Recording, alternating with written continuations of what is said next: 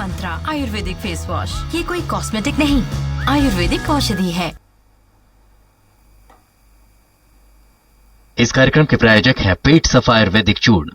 पेट सफा, हर रोग दफा।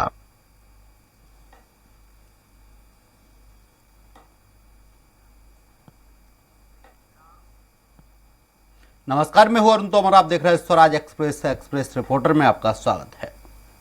उत्तर प्रदेश में उपचुनाव को लेकर राजनीतिक सरगर्मी तेज हो गई है। सभी राजनीतिक पार्टियां उपचुनाव की तैयारी में जुट गई हैं। यूपी में आगामी कम सीटों पर होने वाले उपचुनाव को लेकर सभी राजनीतिक पार्टियां तैयारी में लगी हुई हैं। इसको लेकर सत्ताधारी दल भाजपा बैठक कर अपने उम्मीदवार चयन में लगी हुई है। जहां उपचुनाव की कमान खुद सीएम योगी ने अपने कंधे पर उठा ली है, वह लगातार सरकार और संगठन के साथ बैठक कर रहे हैं। वहीं विपक्षी दल भी कोई कोर कसर नहीं छोड़ रहे हैं। सपा मुखिया अखिलेश यादव और बीएसपी प्रमुख मायावती अपने कार्यकर्ताओं के साथ लगातार बैठक कर जीत का फार्मूला बना रहे हैं। वहीं सपा के साथ गठबंधन में रही कांग्रेस भी अकेले अपने आप को यूपी में मजबूत करने का हर संभव प्रयास कर रही है। उपचुनाव से पहले सपा और कांग्रेस अलग अलग दिखाई दे रहे हैं। वहीं बसपा दशकों बाद उपचुनाव में उतरने का निर्णय लिया है। जाहिर है यह 2027 का सेमीफाइनल सरीखे दिखाई दे रहा है। लखनऊ से पवन सिंह, एक्सप्रेस रिपोर्टर।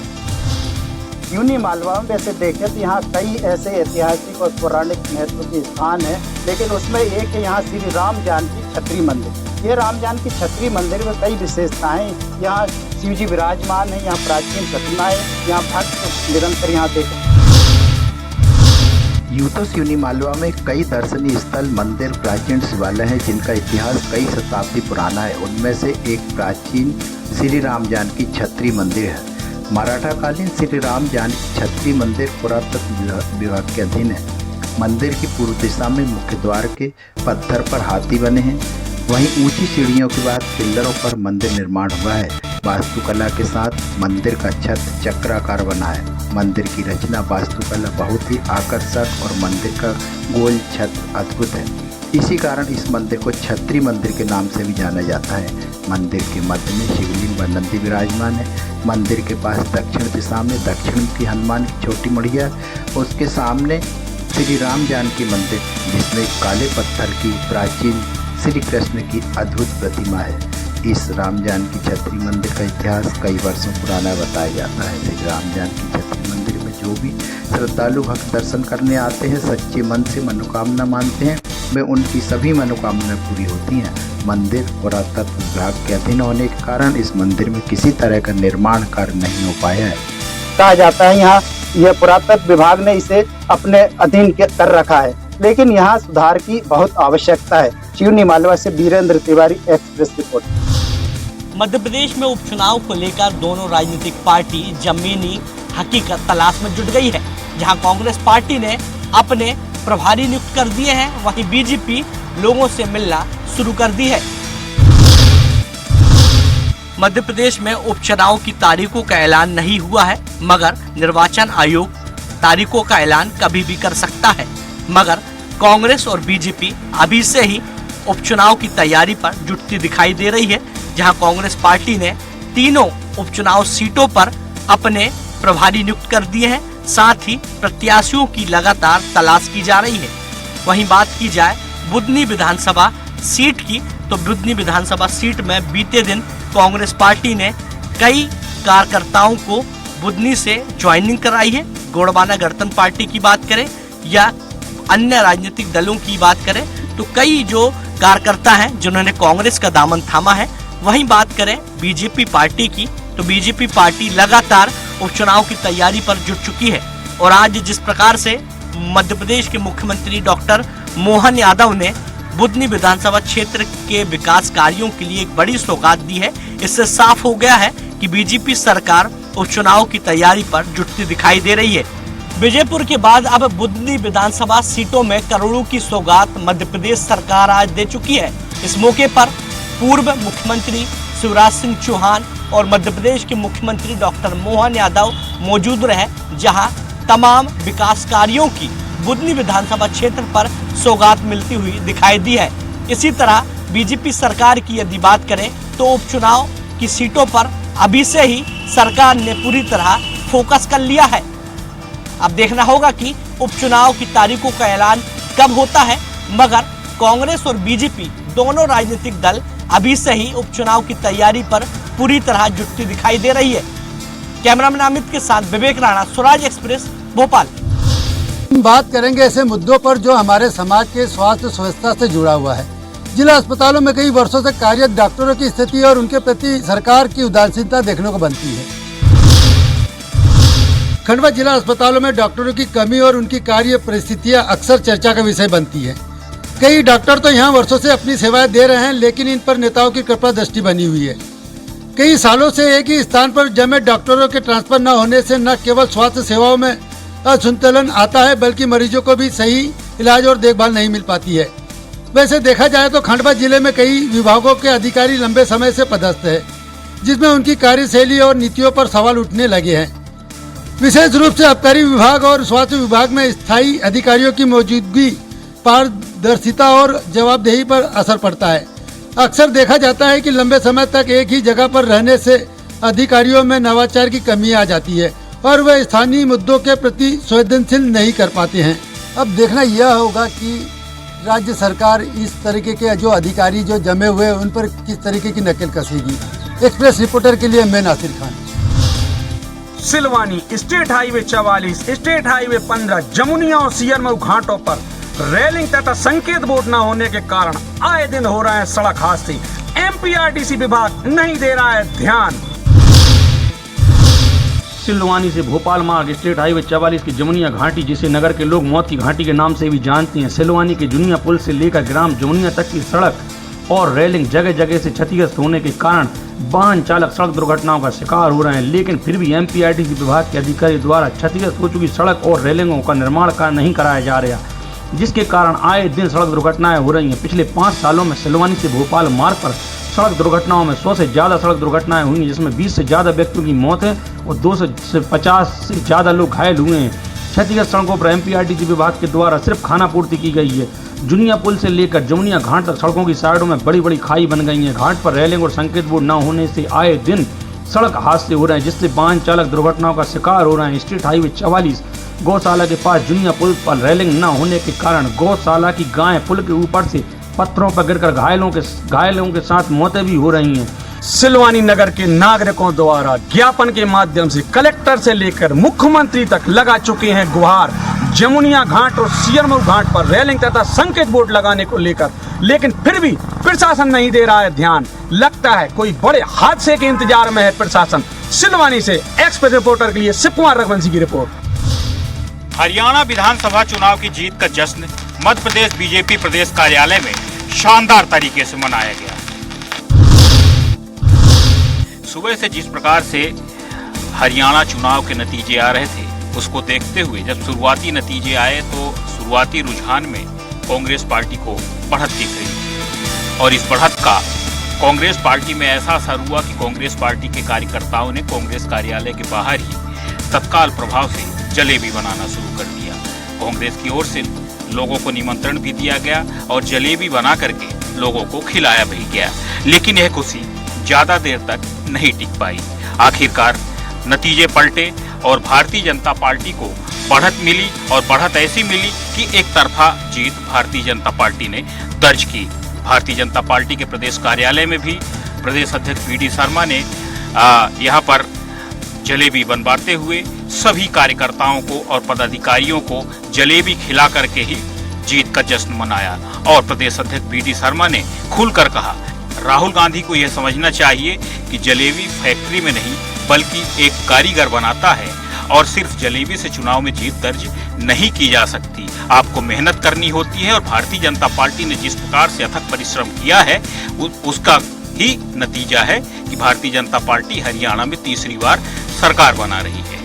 तो हरियाणा की जीत का जश्न मध्य प्रदेश बीजेपी में सिर्फ जलेबी के साथ नहीं बल्कि आतिशबाजी के साथ मनाया गया और यहाँ पर सभी कार्यकर्ताओं ने पूरे उत्साहपूर्वक इस जश्न को पूरी तरह से शिद्दत के साथ मनाया और कहा कि यह जीत पूरे देश की है और जनता की है। भोपाल से एक्सप्रेस रिपोर्टर के लिए संदीप के। नवरात्रि पर हर जगह मची है भक्ति की धूम, भक्तों ने निकाली विशाल चुनरी यात्रा।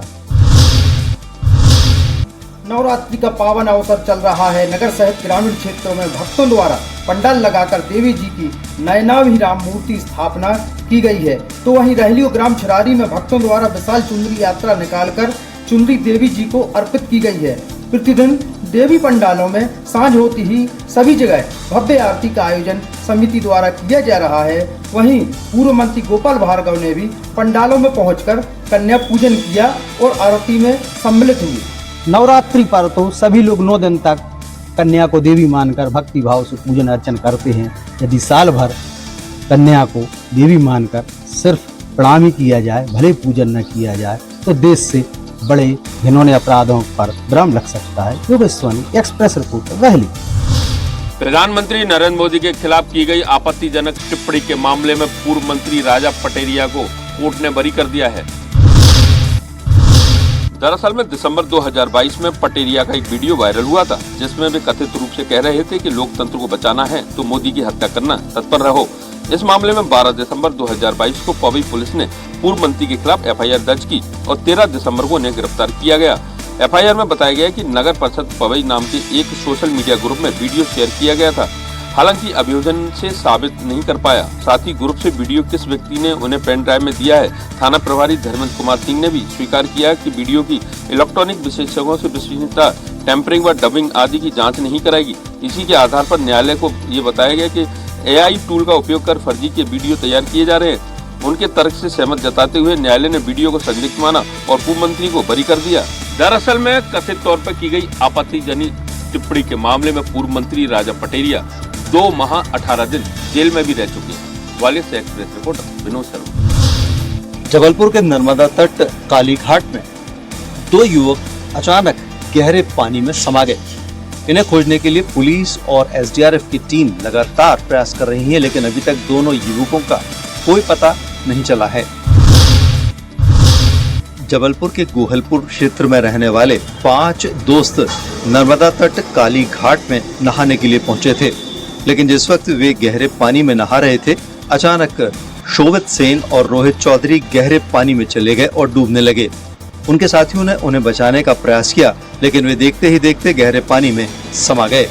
लोगों को लगातार समझाइश दी जाती है कि बारिश के मौसम में नदी और तालाब जैसे जल स्रोतों से दूरी बनाकर रखें, सतर्कता बरतें।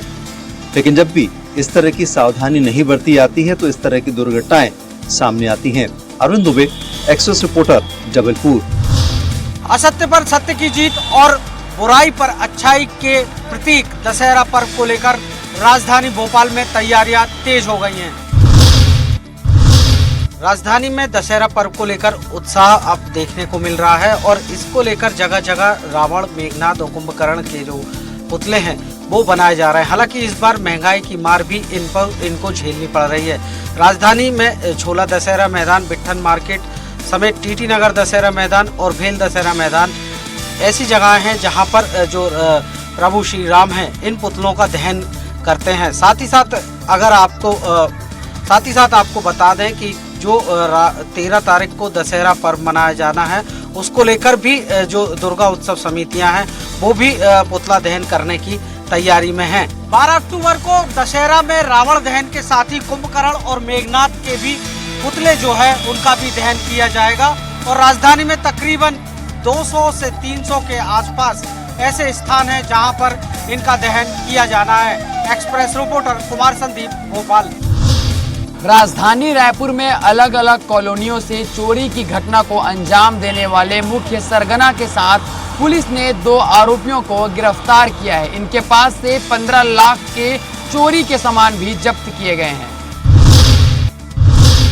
इन आरोपियों के द्वारा चोरी करने से पहले घरों की रेकी की जाती थी और इसके बाद चोरी की घटना को अंजाम दिया जाता था। पुलिस ने इसके मास्टरमाइंड किरण बबन पाटिल को गिरफ्तार किया है।